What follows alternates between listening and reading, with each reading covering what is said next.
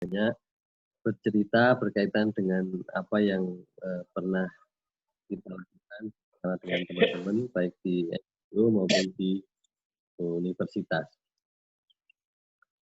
Baik, ini yang pertama adalah kalau kita bicara tentang pangan, karena ini adalah ketahanan pangan, ini pun juga bicara tentang the way how we look. Artinya tergantung cara pandang kita. Sama seperti kalau saya ilustrasikan, di sini ada Merapi. Gunung Merapi itu waktu pasca erupsi 2010. Kalau dilihat dari sini, cara pandangnya dari dekat dengan tangan, seakan-akan Gunung Merapinya kecil. Padahal tidak mungkin kalau Gunung Merapi kok sekecil tangan itu. Nah, pasti Gunung Merapi itu juga akan lebih besar dari tangan. Tapi ini adalah karena cara pandangnya yang lebih dekatkan adalah tangan. Sama juga dengan sebuah topik bahasan tentang pangan, tentang energi, tentang keluarga, tentang apapun. Cara pandang kita apa? Kalau cara pandang kita itu yang kita dekatkan apa, maka itulah yang akan kelihatan besar. Yang kelihatan penting, yang kelihatan harus diprioritaskan. Kalau kita juga melihat pangan itu hal yang simpel, sederhana, nggak perlu dipikirkan, nggak perlu diaksi apapun, maka kemudian ya just go on, business as usual, seperti yang biasanya nggak ada sesuatu apapun yang terjadi yang berubah. Nah, oleh karena itu kita meneladani qudwah kita Rasulullah Muhammad SAW bahwa beliau itu adalah seorang desainer peradaban yang sukses dan ya makanya beliau memang qudwah kita. Peradaban yang beliau bangun itu ya sampai kita ini ketika dulu memulai dakwah sendirian. Kemudian ketika hijrah 280 orang. Ketika perang Badar sekitar 300-an orang. Ketika Hudaybiyah itu ada 1.600-an orang muslim. Ketika Fatu Mekah ada 10.000 muslim dan ketika Haji Wada itu sekitar 100.000. Sampai beliau wafat, pasca Haji Wada berarti anggap saja hitungannya adalah muslim saat itu 100.000 dari jumlah umat dunia. Itu kalau di persentase waktu itu umat Islam hanya atau baru 1/1000. Jadi dengan yang 100 juta, 100. Ya, 100.000 per 100 juta, berarti ada 1/1000. Nah, sekarang Muslim konon kan kira-kira 1,9 dari 7 sekian M, berarti antara 25%. Bayangkan dulu 1/1000, sekarang sudah 25%. Ini kalau tidak diyakini dari satu keyakinan tentang sebuah pemikiran seorang desainer peradaban tentu tidak akan terwujud. Sama juga kalau kita bicara tentang pangan, kita juga harus punya desainer peradaban tentang pangan. Kita harus punya pemikiran berkaitan dengan pangan, kita harus punya planning apa itu tentang pangan. Sekarang saya akan paparkan bagaimana masyarakat Indonesia bicara tentang pangan atau beraksi, berperilaku tentang pangan. Ini statistik. Dulu sebelum tahun 2016 saya memang suka otak-atik data. Pasca 2016 ya karena beberapa kesibukan kemudian agak berkurang waktunya untuk otak-atik data. Ini adalah data BPS tahun 2013 dan 2014, di mana perilaku masyarakat kita konsumsi tertinggi memang sereal, padi sereal itu. Kalau 2013 ada 15,8%, kalau tahun 2014 ada 14,3%, tapi di bawah sereal itu adalah tembakau. 2013 itu 12,7% dan 2014 13%. Ini tembakonya meningkat, serealnya menurun. Artinya kalau dalam bahasa teknis, orang mengatakan saya memang butuh makan nasi. Tapi kalau suruh milih, saya makan nasi lauk ikan, tidak merokok. Dengan saya makan nasi lauk tempe tapi merokok, maka saya memilih makan nasi pakai tempe, tapi tetap merokok. Atau makan nasi dengan sambal, tapi tetap merokok. Daripada makan nasi pakai ayam, tapi tidak merokok. Karena ikan, sayur, dan telur, susu apalagi, itu konsumsinya ada di bawah dari tembakau. Jadi tertinggi tetap sereal, padi, nasi, gitu kan. Ya, yang berikut bawahnya itu adalah hanya selisih sedikit itu tembakau, dan yang lain-lain itu adalah separuhnya. Ini adalah perilaku konsumsi penduduk Indonesia menurut data BPS. Ya, ini menurut data BPS. Berarti soal pangan sebenarnya nggak terlalu menjadi priority kecuali yang memang pokok. Sekarang kalau yang dalam konsumsi dalam konteks yang ini menjadi concern gizi. Kalau kita bicara pandemi tentu kan orang akan bicara butuh gizi, butuh doping, butuh anti atau peningkatan imun gitu. Dan itu identik dengan daging, telur, susu. Maka konsumsi Indonesia itu masih jauh di bawah Malaysia.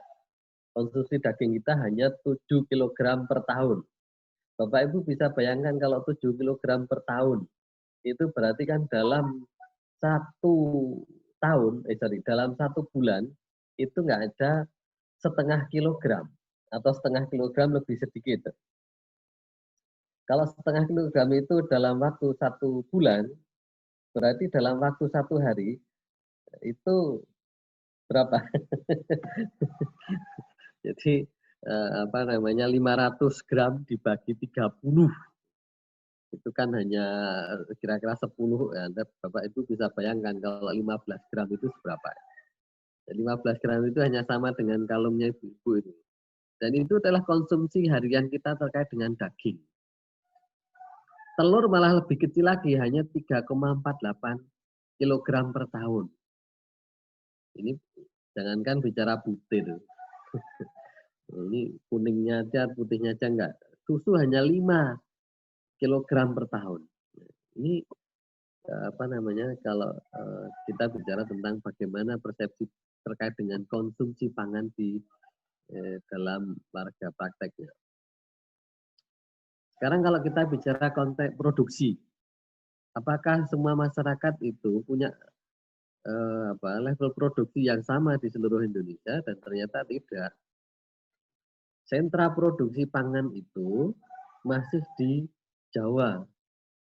Jawa yang hanya luas wilayahnya 6,8%, itu ternyata bisa ditinggali oleh 57% penduduk dan menghasilkan atau terdapat 50% populasi ternak, 51,6% produksi padi, dan sekitar 60% itu produksi kedelai.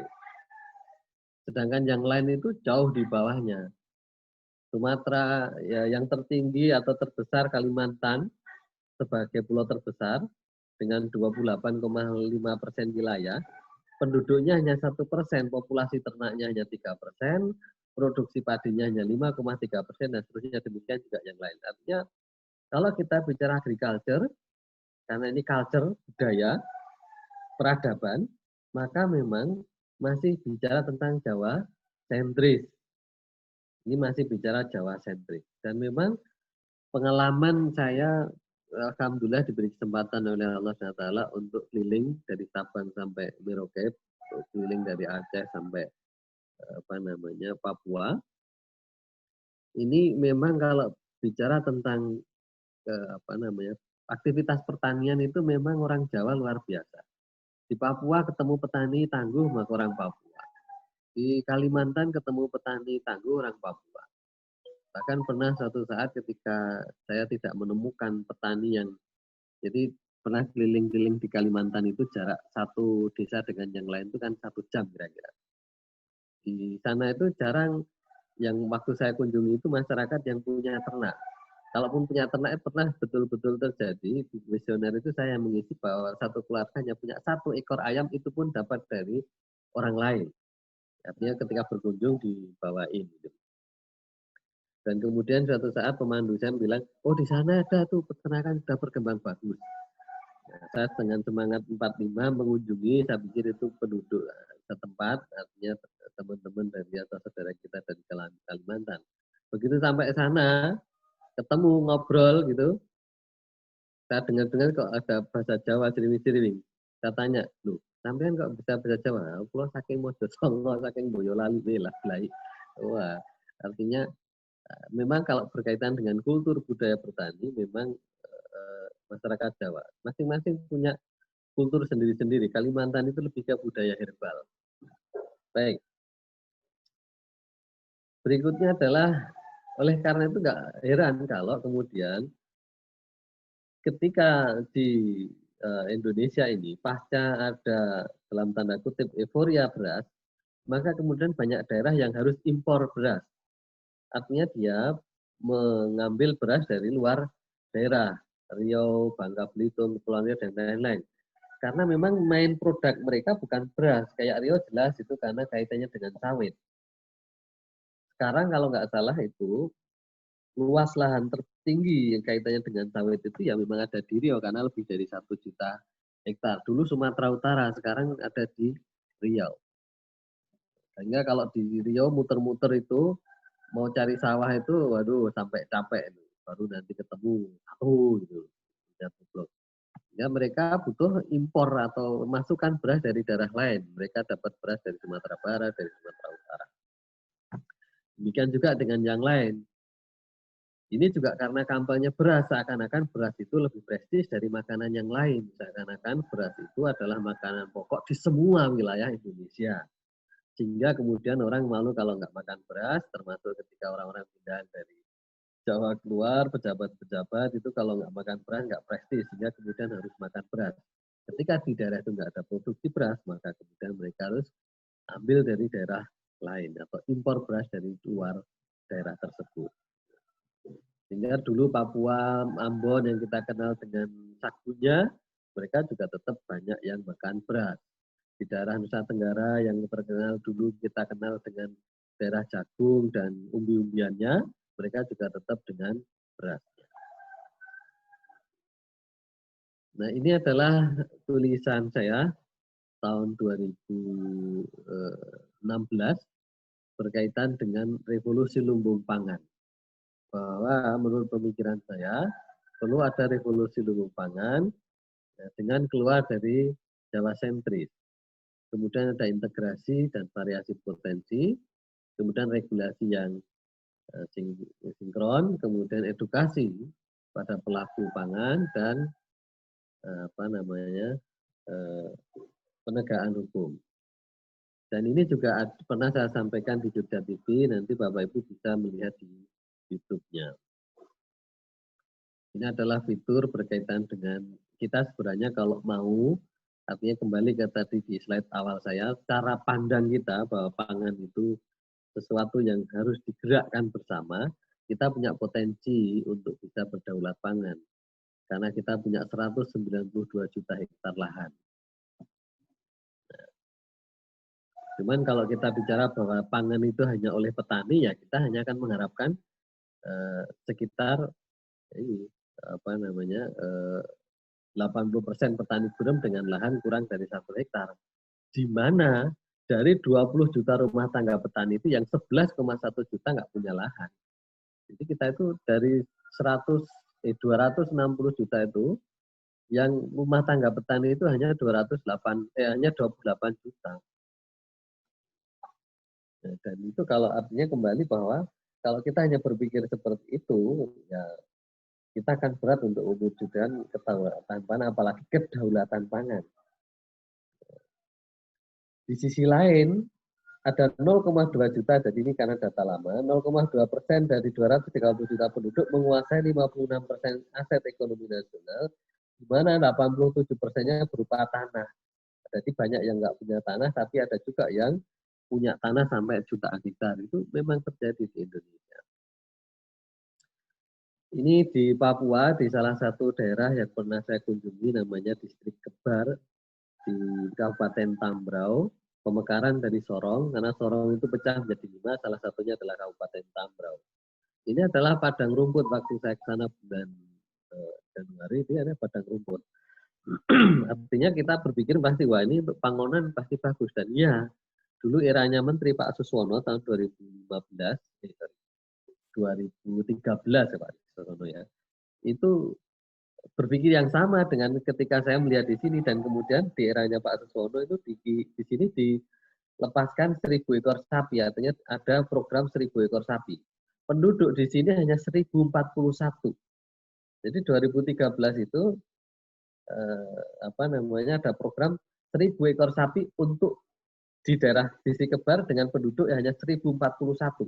Artinya hampir average-nya adalah 1 orang memelihara satu sapi, bukan satu kakak loh ya, satu orang satu sapi. Tapi begitu saya ke sana bulan Januari itu, apa kemudian terlihat sapi? Ternyata tidak, karena regulasi itu tidak dibarengi dengan edukasi. Masyarakat di sana kulturnya memang belum kultur bertani, sehingga ketika beternak pun juga tidak familiar dengan sapi karena mereka lebih familiar dengan babi. Sehingga ketika ada di situ diintroduksikan sapi tanpa ada edukasi, mungkin mereka akan kalau bahasa paradoksnya bisa dikatakan, loh ini makhluk apa ini ya? Kira-kira begitulah, karena tidak 2 tahun 2000 tetapi tidak terlihat di situ. Dan ini fakta. Saya alhamdulillah juga diberi kesempatan mendampingi Papua di salah satu daerah di Sorong, di distrik Mayamu itu. Ada suku namanya suku Kokoda, suku asli, dan itu influence by Kesultanan Tidore sehingga mereka Muslim.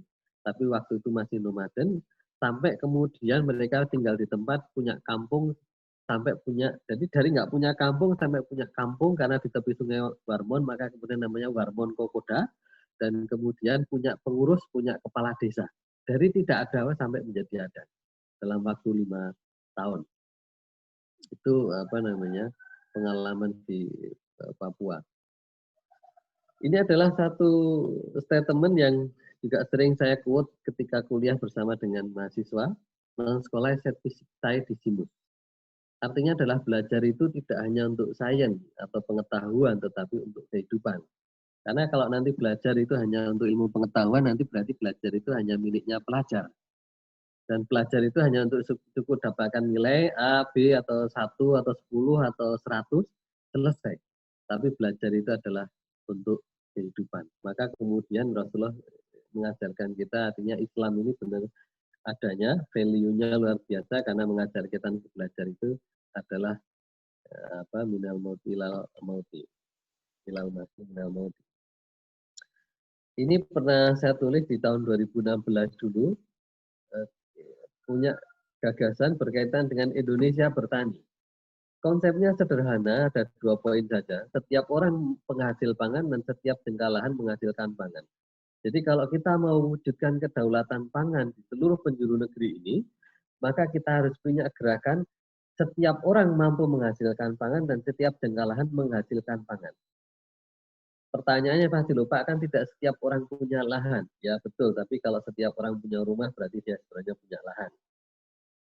Nah, karena setiap jengkal lahan pun kalau itu masih ada sinar matahari masuk, maka masih bisa digunakan untuk menjadi tempat bertani. Ini konsep 2 ini. Tapi memang perlu gerakan. Gerakan itu artinya ada campaign, ada propaganda, ada pendampingan, ada edukasi, itu gerakan. Sama seperti sekarang ini gerakan pakai masker. Semua orang ngomong masker, mulai dari Pak RT sampai presiden, semuanya ngomongin masker. Reminder masker. Kalaupun cari masker di mana-mana ada. Dan kemudian sampai kemudian ada punishment-nya. Artinya penegak hukum juga akan bicara tentang penegakan bagaimana menindak orang yang tidak pakai masker. Ini namanya gerakan. Nah, kalau bertani juga begitu, menghasilkan pangan menjadi sebuah gerakan. Semua orang ngomongin pangan, semua orang ngomongin tentang bagaimana menghasilkan pangan meskipun dari satu jengkal lahan pun, maka kemudian potensi untuk terwujudnya ketahanan pangan, kedaulatan pangan itu menjadi lebih besar. Dan ini saya tulis juga di Times Indonesia, ada 2 edisi terbit, dan saya lihat dibaca oleh 30.000 pembaca.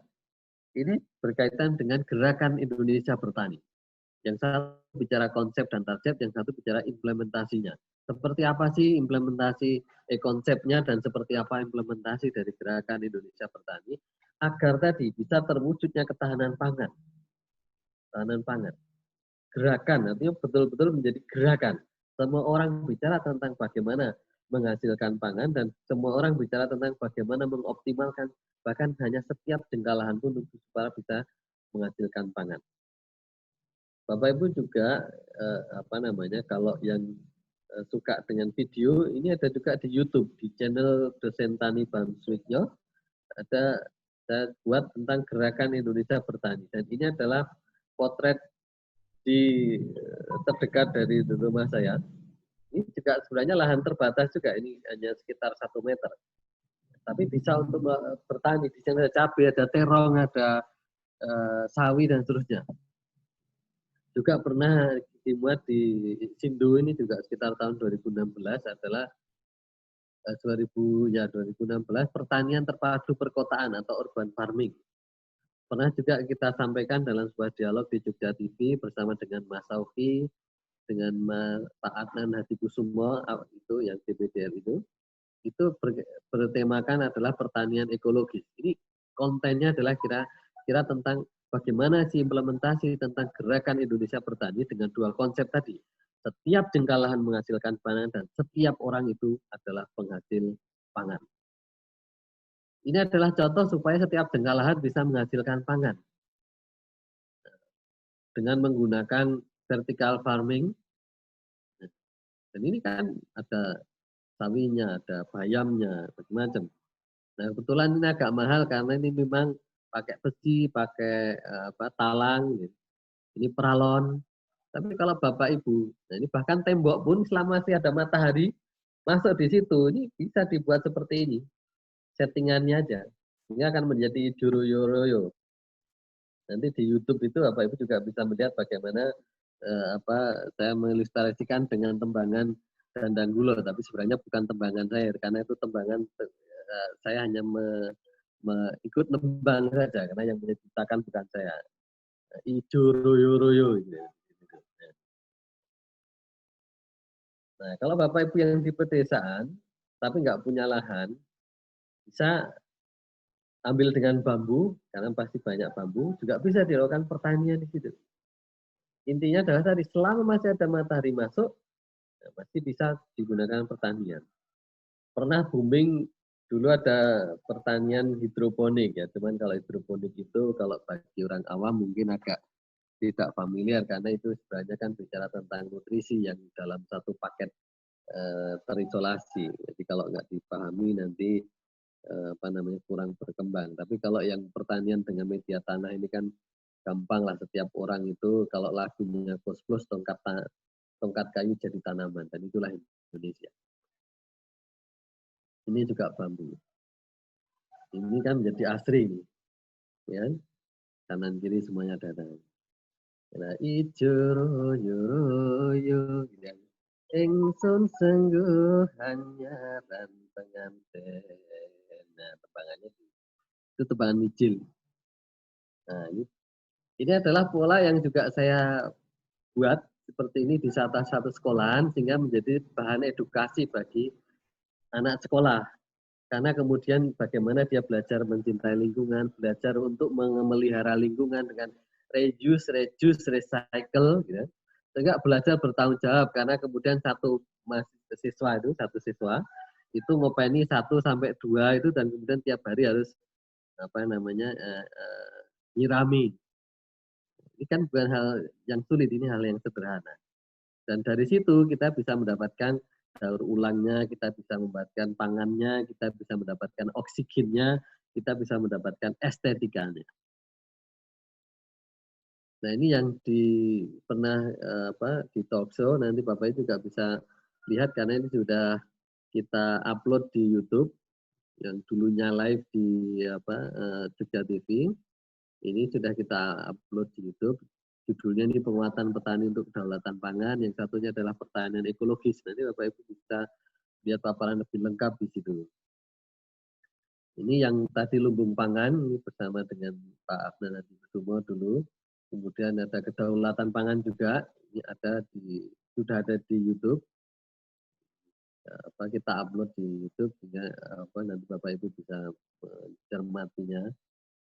Ini yang tadi saya sampaikan dengan pembelajaran pendidikan karakter.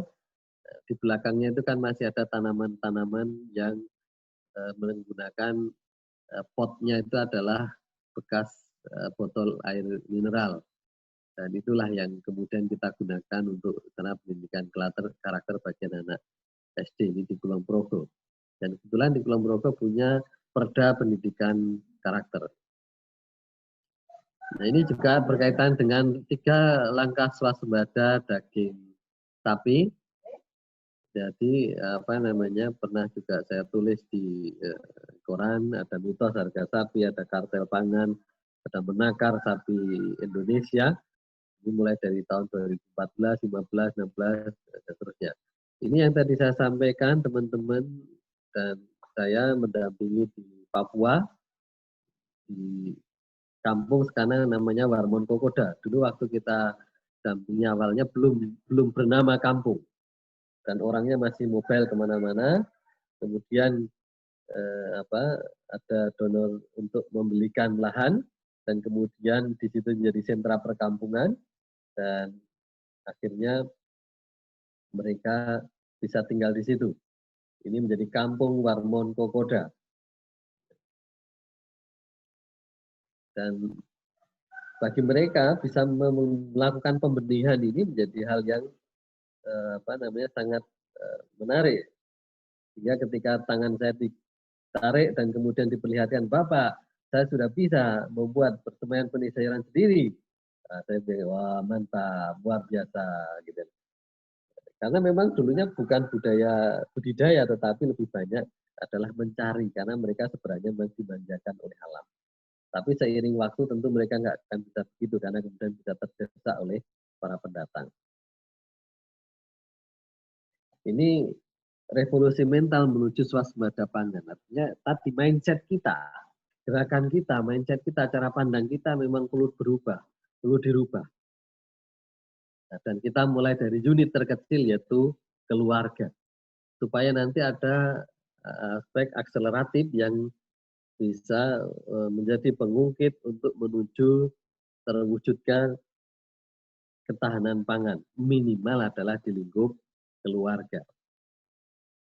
Ini salah satunya adalah dengan biogas. Jadi kalau Bapak Ibu di dalam keluarga punya ternak, berarti bisa membuat biogas. Nggak perlu dihitung terlalu detail-detail.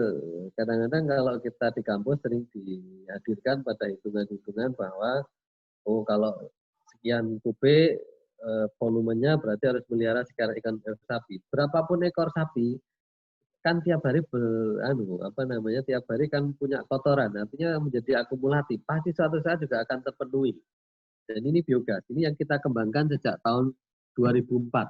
Jadi kita punya proyek bersama dengan UNDP, GFSGP tahun 2004 sampai 2008. Salah satunya adalah energi alternatif biogas. Kita sudah melakukan install biogas ini di banyak tempat, dan waktu itu kemudian booming tahun 2005-2006, Kulon Progo membuat biogas hampir setiap desa satu biogas. Tapi karena tidak dibarengi dengan edukasi, maka kemudian ini adalah missing di situ. Ini biogas.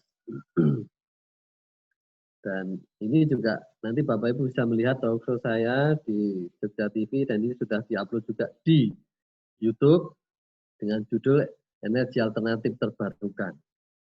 Kalau ini adalah kaitannya dengan di koran, dulu kita mengembangkan biogas.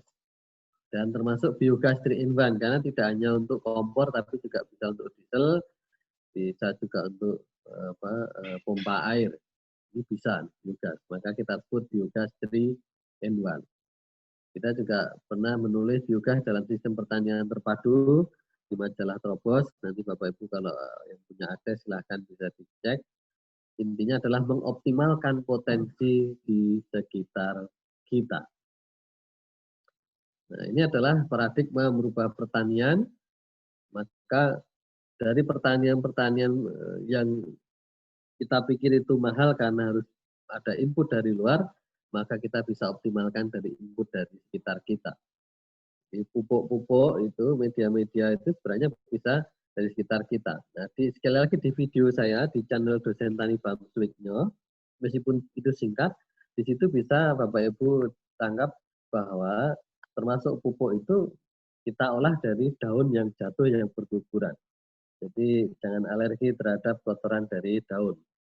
Saya kalau ini bisa dimaknai macam-macam oleh mahasiswa, karena saya mengatakan begini, kalau ada kita punya pohon di depan rumah dan kemudian pohon itu menyebabkan kotor di halaman kita karena daunnya yang jatuh, maka jangan potong dengan mudah kemudian kita putuskan untuk motong pohonnya, karena kita akan kehilangan banyak hal. Jadi yang penting adalah bagaimana kita bisa menyelesaikan masalah dengan membersihkan kotoran daun, bukan dengan memotong pohonnya. Ini juga termasuk paradigma bagaimana kita bisa mensuplai kebutuhan keluarga, tidak harus rice minded, tidak harus beras minded, tidak harus tapi kalau yang kita punya juga ada ganyong, garut, kembili, uwit dan lain-lain, itu juga pangan juga. Dan sekarang justru mahal itu.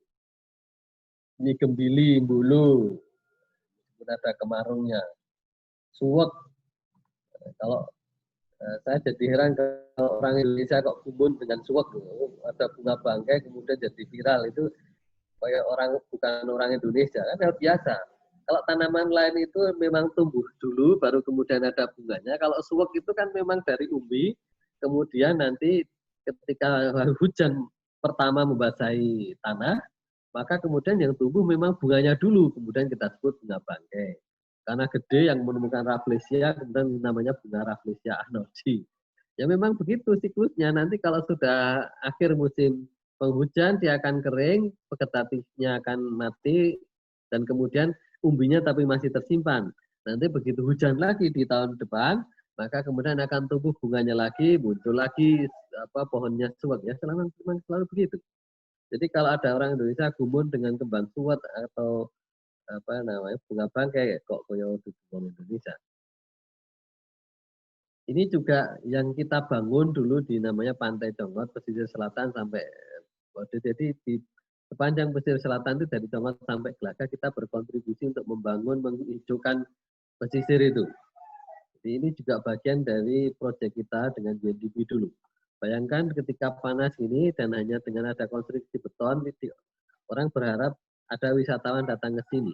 Maka kemudian kita bilang, kalau orang mau berteduh itu, sebenarnya yang paling teduh itu sebenarnya di bawah pohon, karena di situ oksigennya cukup. Kalau hanya di bawah kanopi itu hanya memang dapatkan iup-iupannya, tapi nggak sejuk, karena oksigennya kurang. Maka kemudian mari kita tanam pohon, dan kemudian sekarang sudah menjadi seperti ini. Tapi kalau yang lain di tengahnya sudah nggak ada, karena sudah hilang oleh bandara. Tapi yang di pinggir-pinggir pantainya masih banyak. Jadi kalau Bapak Ibu main di sepanjang Pantai Congot ke timur itu ada cemara-cemara, itu adalah karya dari teman-teman itu untuk menghijaukan pesisir. Kalau berikutnya, kalau Bapak Ibu juga ingin menghasilkan protein hewani dengan beternak, maka beternak tanpa ngarit. Ini juga pernah saya sampaikan di Agritekno TVRI, beternak tanpa ngarit. Di YouTube juga ada, nanti Bapak Ibu juga bisa melihat. Saya kalau punya lahan di sekitar rumah saya cukup, saya juga pengen sebenarnya beternak, cuman lahan rumah saya nggak cukup untuk membangun kandang. Dan tetangga kanan kiri juga sudah padat. Ya. Jadi, kalau mau membangun kandang berarti harus di beberapa tempat jauh dari rumah. Lagi cari lahan belum dapat, ya nanti insya Allah kalau ada lahan nanti bisa beternak. Ini yang tadi saya sampaikan, pelihara kambing atau beternak tanpa angon, tanpa ngarit. Ini di TVRI. Bapak Ibu nanti bisa lihat. Nah ini termasuk parade filenya. Ini kita upload supaya nanti Bapak Ibu yang tidak sempat dulu melihat secara live di TV itu bisa menikmati paparannya di YouTube. Kita upload di YouTube. Ini adalah cara membuat tadi supaya pakannya tidak perlu ngarit adalah dengan cara fermentasi. Ini adalah pakan komplit. Nah kalau Bapak Ibu bicara tentang sampah, tentu mestinya sebenarnya kalau ada sungai bisa menjadi produktivitas yang baik. Bukan seperti ini, tapi mestinya menjadi seperti ini. Sungainya bersih dan hotel-hotel di pinggir sungai menjadi mahal ya, karena beauty. Tapi kita biasanya lebih indah seperti ini. Nah, itu karena tadi soal mindset, cara pandang kita yang belum. Ini juga pemanfaatan extraordinary space, ada yang di atas atap dan seterusnya. Ini kan karena keinginan menghasilkan pangan padahal tempatnya nggak ada. Ini juga di rumah saya nih Bapak Ibu tentang pertanian di lahan terbatas bisa menghasilkan gerameh dan ini asli gerameh yang dari kolam di situ. Ini ada termasuk pertaniannya ada cabai, ada terong, ada tomat dan lain-lain ini. Dan ini kolamnya ini saya buat setting untuk diisi dari air hujan sehingga saya panen air hujan. Caranya adalah ini dihubungkan dengan talang. Ini kalau Bapak Ibu tadi melihat di channel Dosen Tani Bamswiknya yang Gerakan Indonesia Bertani juga ada penjelasannya di situ. Bagaimana panen hujan. Ini apa namanya desainnya. Ini adalah juga bagian lain. Kalau Bapak Ibu untuk persemaian nggak punya lahan yang luas, nggak usah pikir-pikir, wah kan nggak punya lahan. Ini botol bekas air mineral juga bisa untuk semaian benih. Ini adik-adik mahasiswa KKN saya yang buat. Karena ketika dulu bicara tentang ingin membuat benih dan bicara untuk bagaimana melakukan gerakan Indonesia Bertani ini, maka kemudian tanya bagaimana Pak pembenihannya, dan kemudian Pak pakai inilah. Nah, dan akhirnya mereka kreatif bisa melakukannya juga. Ini saya potret yang rumah makan ini karena ini adalah rumah makan tapi mereka tidak mudah untuk motong pohon. Coba kalau kita rata-rata kalau kita ingin bangun dan di sini ada pohon pasti pohonnya sudah dikalahin. Bangun jalan ada pohon dikalahin, bangun apa padahal belum tentu pohonnya kena juga hanya dianggap mengganggu. Tapi ini rumah makan ini luar biasa sapi.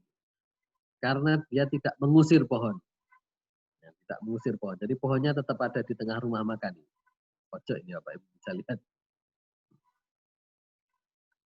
Ini adalah rumah pangan yang ada di NTT. Mereka punya lumbung. Punya lumbung. Jadi selain rumah utama, mereka punya lumbung. Ini adalah tempat khusus untuk menyimpan pangan. Ini artinya soal kultur, soal mindset. Ini menghasilkan pangan. Nah, ini pekerjaan saya dulu. Kalau ini hanya action saja. Tapi kalau dulu ya saya petani memang. Saya suka. Dulu pekerjaan saya setiap hari sebelum berangkat sekolah, habis subuh itu adalah ke sawah untuk nyiram lombok. Kemudian selesai kira-kira jam 6 kurang seperempat, kemudian pulang, mandi, makan, kemudian berangkat. Jadi sampai di sekolahan hampir pasti pas atau kadang-kadang terlambat dikit, ya nggak apa-apa lah. Ini juga kalau ada mau, maka ada jalan, manjada wajada ini. Bekas erupsi Merapi itu tetap bisa ditanami. Memang perlu dibawakan pupuk organik. Daripada beli mulsa mahal, maka bisa menggunakan biomulsa. Apa itu biomulsa? Dedaunan. Tapi kalau kemudian kita menghasilkan pangan, kita perlu berbicara tentang bagaimana menghasilkan pangan yang halal tapi juga thayyib. Tidak hanya halal saja tetapi juga thayyib. Supaya justru pangan kita itu tidak menjadi bumerang bagi orang lain. Contohnya apa? Pangan yang thayyib tapi pangan yang halal tapi tidak thayyib. Sayuran atau buah-buahan tapi terlalu banyak di situ dipapar pestisida. Tulisan saya berkaitan dengan pestisida yang terpapar kepada manusia yang mengkonsumsinya karena dulunya dihasilkan dari pertanian yang banyak menggunakan pestisida. Sehingga salah satu outputnya itu sebenarnya stunting itu tidak hanya karena kekurangan pangan, tetapi juga karena input pangan yang sebenarnya di situ justru mengganggu terhadap perubahan hormon. Jadi hormon disorder. Kenapa? Karena pestisida itu memang kerjanya adalah hormon disorder. Ganggu hormon. Karena dia sebagai hormon palsu. Ketika kelihatannya dimasukkan pangan, tetapi karena di situ ada pestisida, maka kemudian justru mengganggu regulasi hormon. Maka kemudian bisa menjadikan stunting. Nanti Bapak Ibu bisa baca detailnya di ini analisis KR stunting agro. Nah, kalau mau tidak mau membaca bisa melihat di YouTube juga ada. Judulnya adalah pemberdayaan petani untuk menghasilkan pangan halal dan thayyib. Bapak Ibu ketik saja pemberdayaan petani untuk hasil pangan dan halal dan thayyib. Nah, nanti di situ ada paparan saya berkaitan dengan apa sih resiko kalau ada pestisida yang tinggi di dalam pangan yang dihasilkan itu. Supaya kita tidak masuk dalam kategori di dalam surat Al-Baqarah itu bahwa kita bilang bahwa kita sedang menjadi bagian untuk melakukan perbaikan, padahal sebenarnya kita sedang melakukan kerusakan.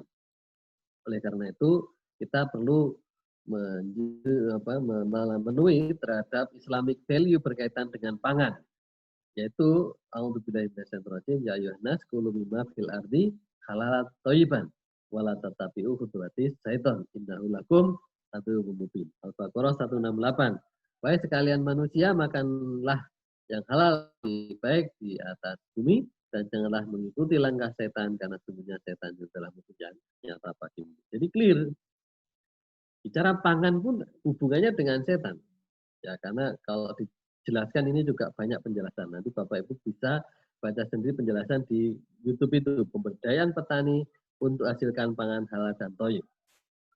Karena kalau kita bertani tidak secara sehat, justru akan bisa membuat kerusakan. Dan kerusakan itu sebenarnya adalah kawan dari setan.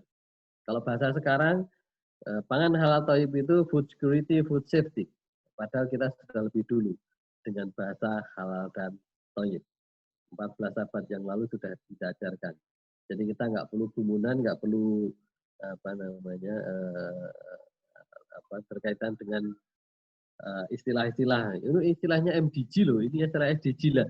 Islam dah lama dulu mengajarkan pangan yang baik dengan istilah halal dan thayyib.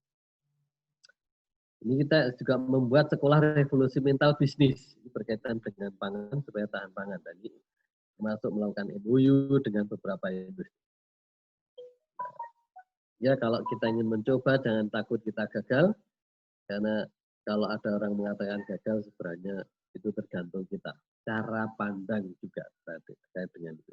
Tetaplah berkarya supaya kita punya kesempatan untuk bisa mewujudkan impian kita. Daripada tidak berkarya, maka kesempatan untuk mewujudkan impian itu sama sekali tidak ada. Cekap semanten matur nuwun, terima kasih. Assalamualaikum warahmatullahi wabarakatuh. Saya kembalikan Pak Iwan.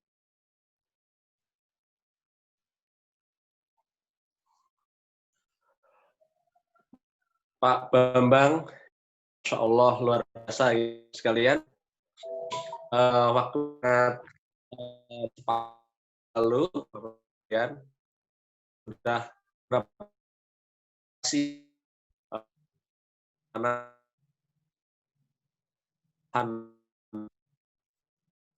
pangan bagus sekali ya.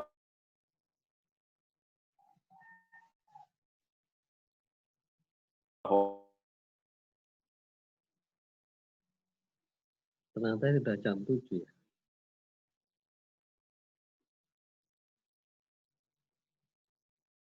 Pak.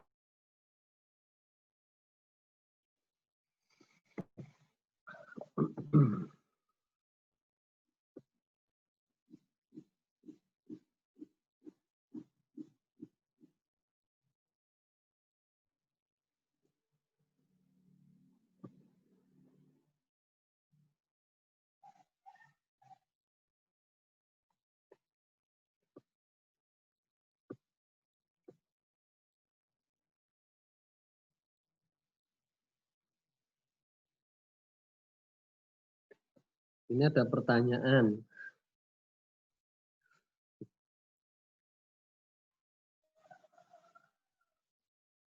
Halo Pak Iwan.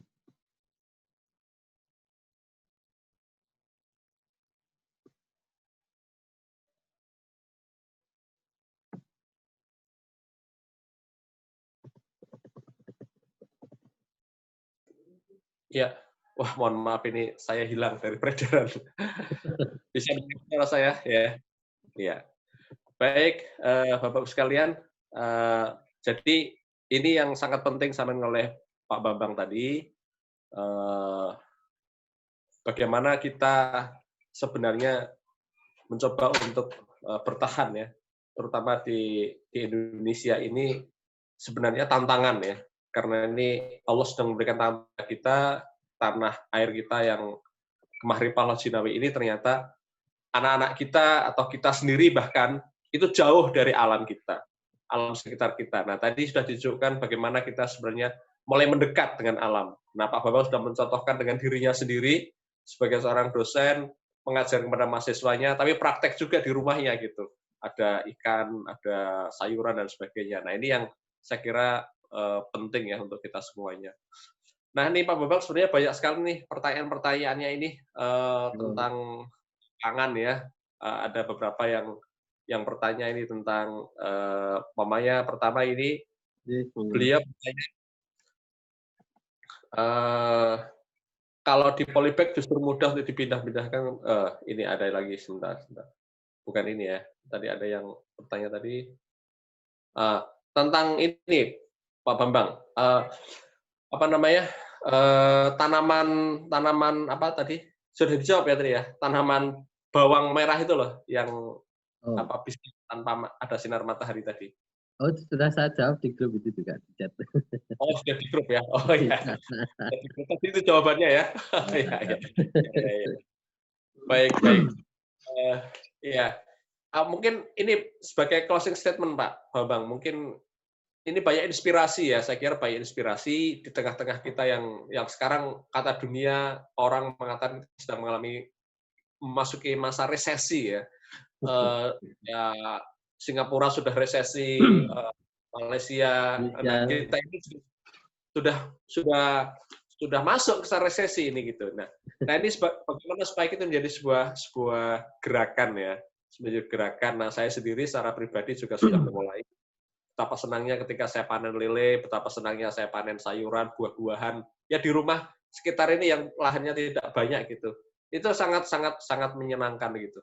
Nah, ini bagaimana supaya menjadi sebuah gerakan bersama gitu. Monggo, Pak.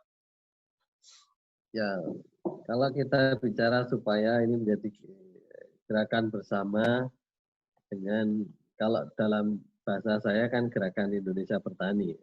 Karena saya amati di beberapa daerah itu juga dengan apa namanya. Jadi di era pandemi ini banyak daerah termasuk di Kulon Progo itu melakukan yang sama. Jadi di launching di bulan Juli ini dijuduli namanya Gempar Gerakan Menanam Pekarangan. Kalau di Lampung itu adalah Kampung Bertani. Kalau dan di yang itu adalah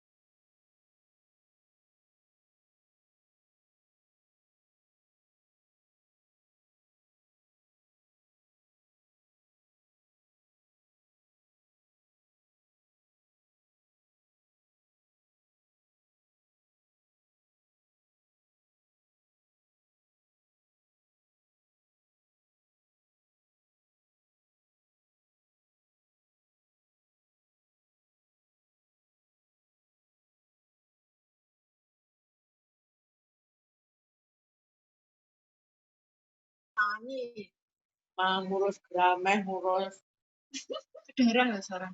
Oh ya.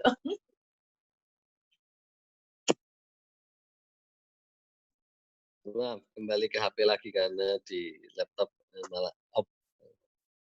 Baik, yang lagi kita memang perlu sebarluaskan dan biarkan semua orang bicara tentang gerakan Indonesia Bertani dengan dua konsep tadi. Setiap orang menghasilkan pangan dan setiap jengkal lahan menghasilkan pangan. Nah, jadi sekecil apapun lahan yang kita punya, maka kita upayakan bisa menghasilkan pangan. Apakah itu cabai, apakah itu sawi, apakah itu tomat, apakah itu bayam, apakah itu juga bagian dari pangan. Dan sudah terbukti bahwa bidang pertanian ini memang bidang yang paling handal. Dulu ketika krisis tahun 97, pertanian itu atau agro itu yang punya rekor yang paling bagus. Rekam jejaknya terbukti diulang lagi ketika sekarang banyak resesi, dengan tingkat pertumbuhan ekonomi yang negatif, pertanian tetap positif. Artinya ini promising atau menjanjikan bahwa kalau kita mau mewujudkan tadi sebuah peradaban pertanian untuk menghasilkan pangan dan setiap orang punya kesadaran yang sama dengan mengoptimalkan potensi yang dari sekitar kita, maka sebenarnya ketahanan pangan, kedaulatan pangan itu akan bisa terwujud, hanya menunggu waktu saja. Tapi kalau pangan itu dipandang sesuatu yang menurut kita bukan bagian kita, bahkan ada orang mengatakan itu kan bagiannya petani untuk melakukannya dan bukan bagian saya, bukan bagian kita, maka ya ketahanan pangan akan tetap jalan di tempat. Biarkan ketahanan pangan, kedaulatan pangan itu menjadi bagian kita, bagian dari kegiatan kita, bagian dari tugas kita, tanggung jawab kita, dan itu akan terwujud. Maka jangan biarkan kalau itu bicara tentang itu bukan bagian saya. Menurut saya begitu, Pak. Matur nuwun Pak Bambang. Alhamdulillah Bapak Ibu sekalian ya.